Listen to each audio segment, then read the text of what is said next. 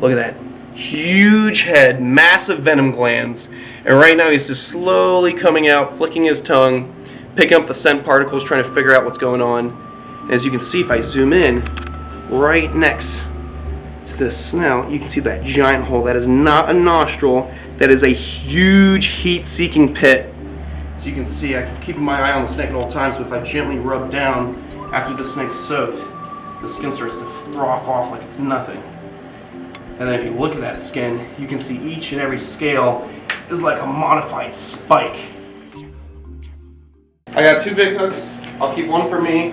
Mark, you take this one. Give her the big hook. And I'll use 2 hooks. Alright. What's going on, beautiful people? We're back here at McCarthy's Wildlife Sanctuary here with Aneth and Mark, the proud owners of this beautiful place up here in West Palm Beach.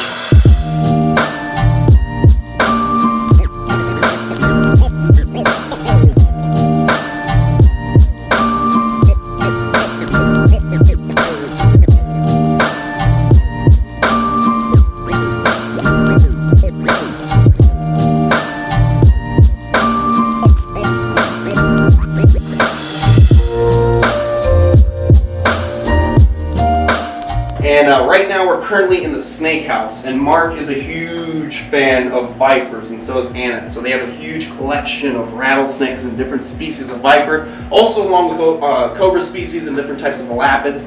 Inside this can is somebody somewhat familiar to the channel. This is a huge behemoth of a snake.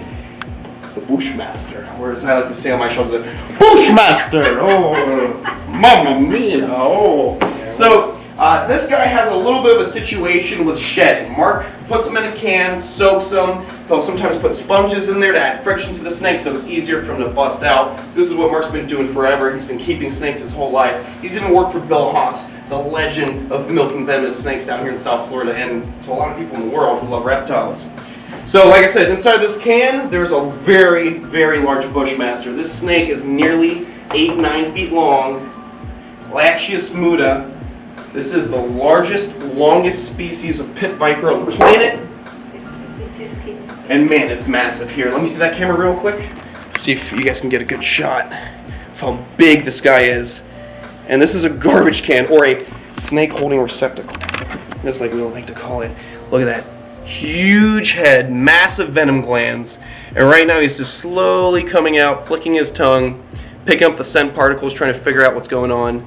As you can see, if I zoom in, right next to the snout, you can see that giant hole. That is not a nostril. That is a huge heat-seeking pit used to detect warm-blooded mammals like Wesley rats out in the wild, which they love to eat. So let me see. He's got a bit of stuck shed. We're going to put him back inside the enclosure, but at the same time, we do want to get some of the shed off. So maybe put him on the ground, if that's right. There we go.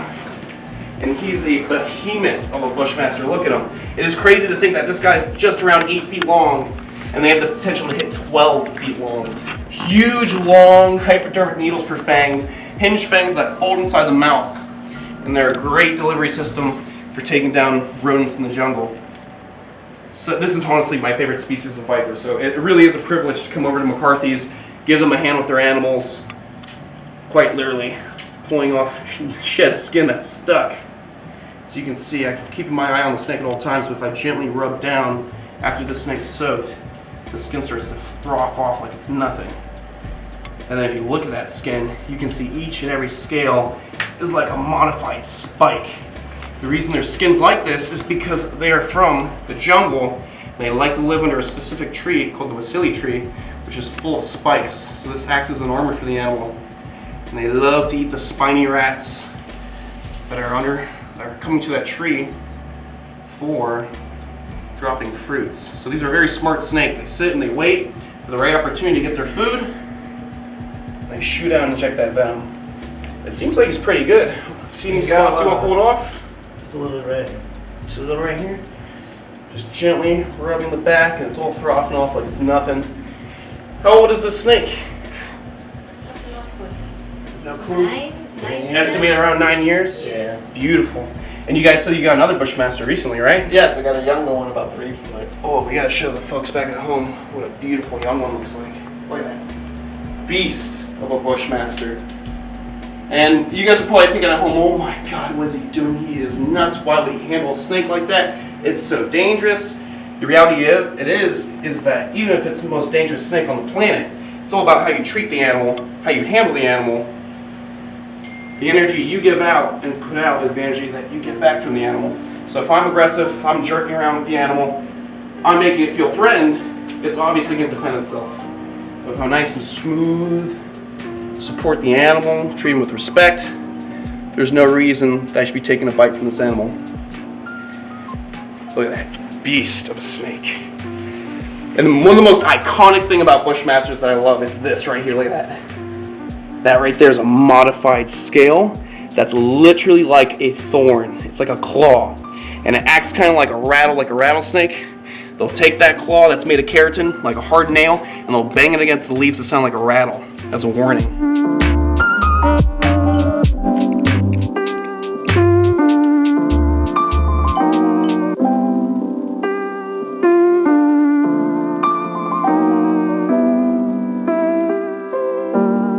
Close that up, nice and secure to be able to lock. There we go.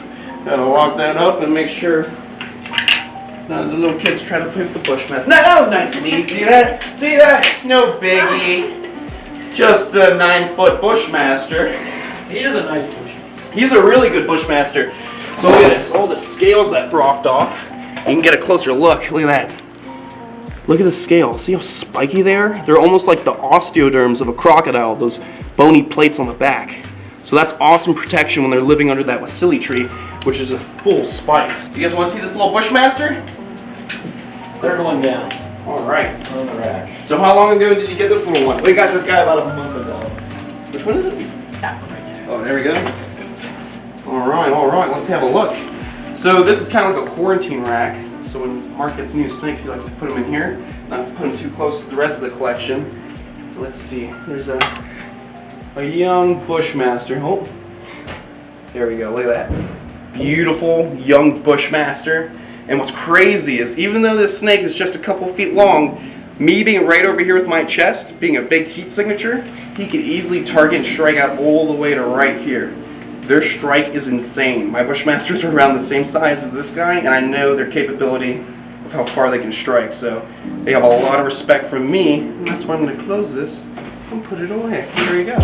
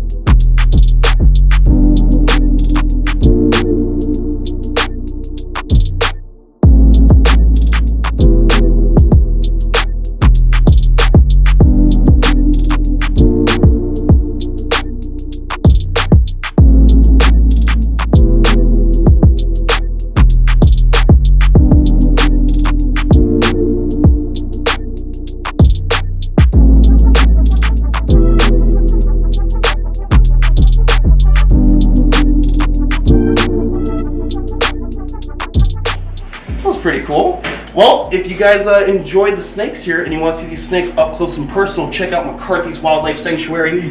Right now, as you know, with the coronavirus situation, there are a lot of facilities that have not had a lot of foot traffic, which is how a lot of facilities rely on making income. So, as of right now, since not many people can visit facilities, if you'd like to help out your local sanctuary, or most of all, McCarthy's Wildlife Sanctuary, you can actually donate below and help out the sanctuary. This place is awesome. They take care of native wildlife, exotic wildlife. They are constantly rehabbing native species, releasing them. This place is badass for wildlife, and that's why I love it so much. I love you guys. Thank you for letting me come over and handle your deadly snakes.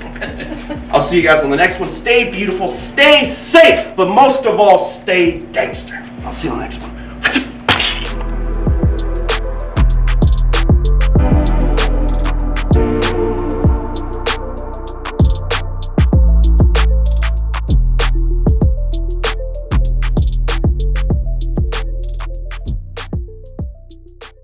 Bushmaster!